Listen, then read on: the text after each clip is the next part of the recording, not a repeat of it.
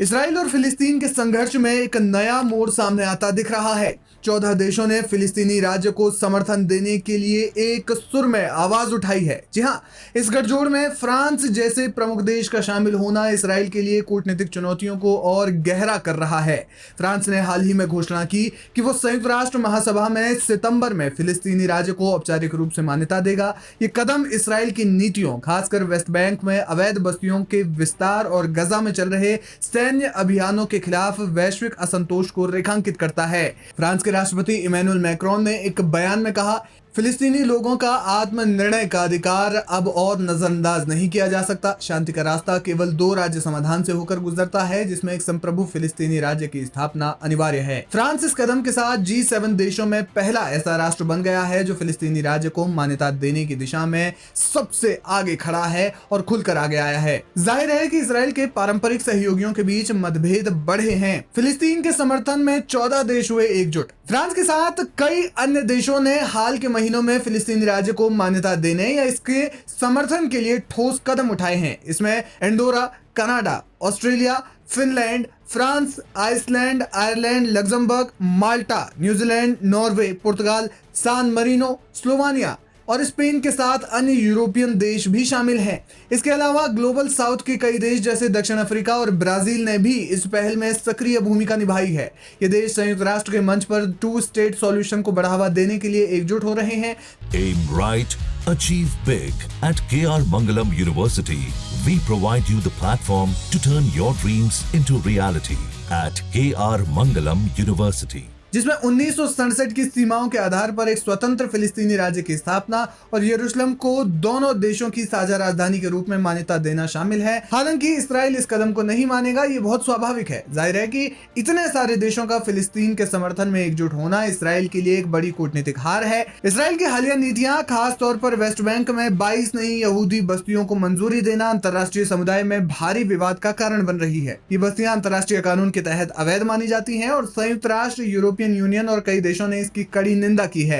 इसके अलावा गजा में इसराइल के सैन्य अभियानों ने पिछले 21 महीनों में 60,000 से ज्यादा फिलिस्तीनियों की जान ले ली है, जो गजा की आबादी का लगभग 2.5% है। वेस्ट बैंक में लगातार बढ़ रही हिंसा के कारण हजारों फिलिस्तीनी अपने घरों से विस्थापित हुए हैं। इन नीतियों ने इसराइल को अपने पारंपरिक सहयोगियों जैसे ब्रिटेन, कनाडा और अब फ्रांस से भी अलग थलग कर दिया है। इन देशों ने इसराइल को बस्तियों के विस्तार के खिलाफ बार-बार चेतावनी दी है, लेकिन इसराइली सरकार ने इन चेतावनियों को अनसुना किया है। और अब 14 देशों की एकजुटता से इसराइल को क्या प्रभाव पड़ता है और इसराइल के ऊपर जो दबाव बनेगा, ये देखना बेहद अहम होगा। ऐसे में ये भी देखना अहम है कि इसराइल इसके बाद क्या कदम उठाता है।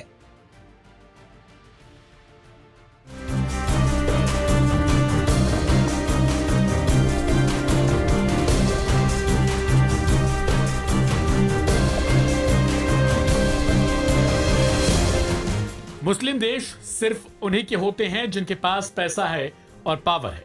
ऐसा हम नहीं कह रहे, बल्कि सोशल मीडिया प्लेटफॉर्म्स पर गाजा की स्थिति को लेकर चर्चा में यही सब कुछ कहा जा रहा। तुर्की से लेकर पाकिस्तान और सऊदी से लेकर कतर तक ये सब सिर्फ बातों से मुस्लिम उम्मा की बातें बनाते हैं, और जब बात इसराइल से भिड़ने की आती है तो हथियारों को घर में छिपाकर बैठ जाते।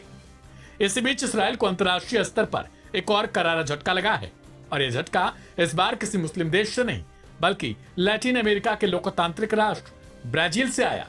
संयुक्त राष्ट्र में फिलिस्तीन मुद्दे पर हुई हाई लेवल मीटिंग के दौरान ब्राजील ने इस्राएली सरकार के खिलाफ कड़े और ऐतिहासिक फैसले लिए हैं, जिनका असर केवल कूटनीतिक नहीं बल्कि राजनीतिक और नैतिक रूप से भी दूरगामी समझा जा रहा है। ब्राजील के विदेश मंत्री माउरो वियोरा ने ऐलान कर दिया कि अब उनका देश इसराइल को किसी भी प्रकार का मिलिट्री एक्सपोर्ट नहीं करेगा।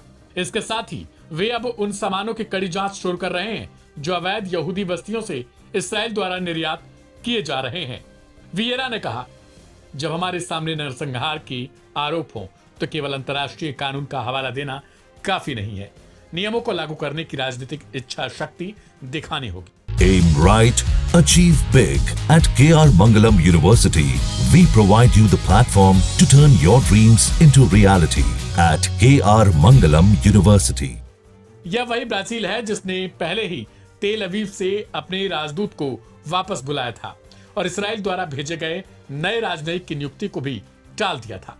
अब सैन्य और व्यापारिक संबंधों में सख्ती ने यह साफ कर दिया है कि ब्राजील सिर्फ निंदा नहीं कर रहा, वह वास्तविक कार्रवाई में भी यकीन रखता है। ब्राजील ने यहां तक भी ऐलान कर दिया है कि वह इंटरनेशनल कोर्ट ऑफ जस्टिस यानी आईसीजे में दक्षिण अफ्रीका द्वारा दायर उस मुकदमे का भी समर्थन करेगा जिसमें इसराइल पर गाजा में नरसंहार का आरोप है।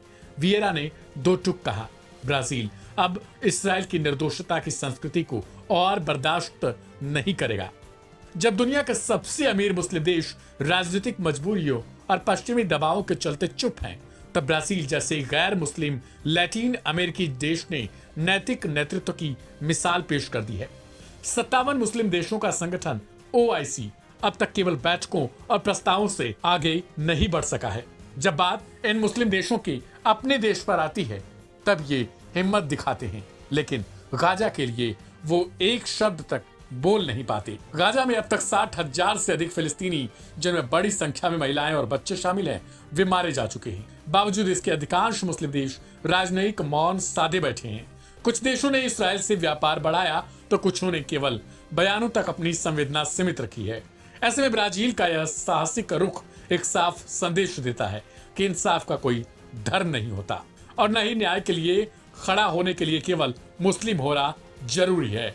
एक लोकतांत्रिक गैर मुस्लिम देश ने जो हिम्मत दिखाई है वह आज का इस्लामी देशों के लिए आईना है। संयुक्त राष्ट्र के मंच से उठाई गई ब्राजील की आवाज केवल इसराइल ही नहीं, उन तमाम देशों के लिए एक चेतावनी है जो अंतर्राष्ट्रीय कानून को चुनिंदा तरीके से लागू करना चाहते हैं। यह एक राजनयिक झटका भी है और नैतिक सबक भी। देखना दिलचस्प हो जाएगा कि ब्राजील के बाद क्या मुस्लिम देशों की नींद खुलेगी या नहीं।